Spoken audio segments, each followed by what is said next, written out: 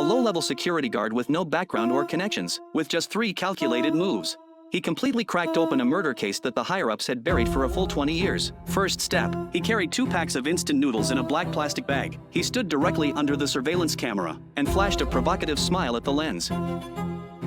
Second step, he deliberately left traces of the victim's blood in his own home. Third step, he sat calmly in a chair, waiting for the police to knock on his door. 당신을 강민정 납치 및 상해 용의자로 긴급 체포합니다. The day the 48-hour emergency arrest warrant took effect, the entrance to the police station was already swarming with reporters. Once the news broke that the killer is an active-duty police officer, the entire police system would lose public trust, and the higher officials would see a massive loss of votes. So the officers draped a blanket over Marcus's head and quietly snuck him out through the station's back door. Several young officers stood guard at the front entrance, blocking the reporters from getting in. A female police officer stayed calm and directed from the rear. 천천히. 지금 빨리. 빨리. 누나 데리고.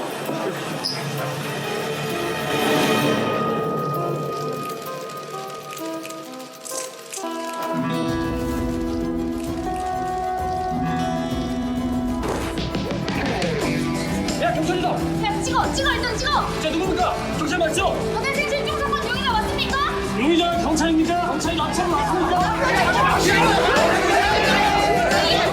Marcus knew exactly what he was doing. Only by triggering a massive public storm could he force the real killer out into the open. Not long ago, a new murder had occurred in this small town. The method was almost identical to the one from 20 years earlier. The killer only targeted young women with manicured nails. He cut off the first joint of their fingers. Emma was Marcus's goddaughter. Overnight, all that was left of her was a pile of severed fingers. Marcus wanted to find the killer, but he ran into obstacles everywhere. There was a local law that said, no body meant no case could be opened. If they couldn't find Emma's body, the case would end up like his sister Lisa's from 20 years ago. Just another missing persons file with no resolution. Even worse, even if a suspect was caught, if the judge gave a light sentence due to insufficient evidence, they couldn't retry the same person later even with stronger proof. The killer could walk free forever. So Marcus needed the strongest possible evidence to put the killer away for good in one shot.